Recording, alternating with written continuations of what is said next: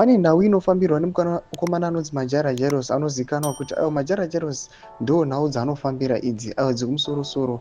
Nyika yose aiwa yakanzwa pamusoro pekuti aiwa ma-vice presidents they did not attend the Politburo meeting aiwa the country's most or the highest decision making board.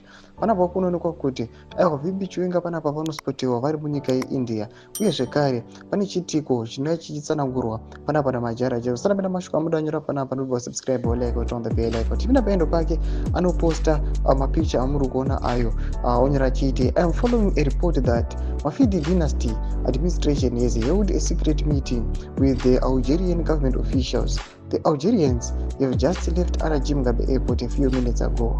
The report says Mnangagwa's sons were part of their meeting.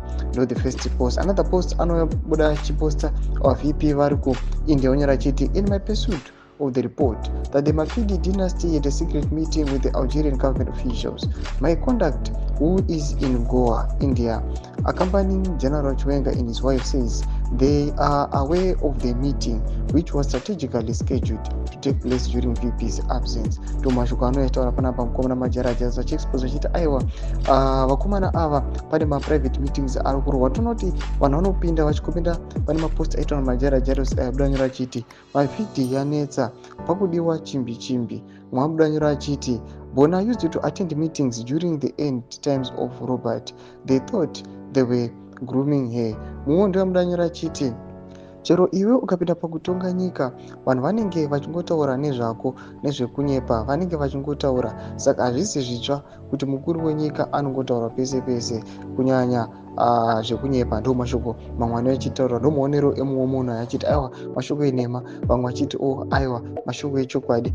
Ndo nhau yataita kubatira panapa tiri kuona kuti aiwa panguva ino yatiri kuona mapower struggles auramba achiwanda aiwa muthe revolutionary party. Tinoona kuti aiwa zviitiko izvi zvemafidi dynasty aiwa nenhau dzesuccession tiri kuona kuti aiwa dziri kutonga vanhu vanyatso kuona kuti panguva ino pakashata. Hatudzi mafungiro emo tiri kudii pamusoro pechitiko ichi. Pinda comment section medu, subscribe or like, on the bell icon.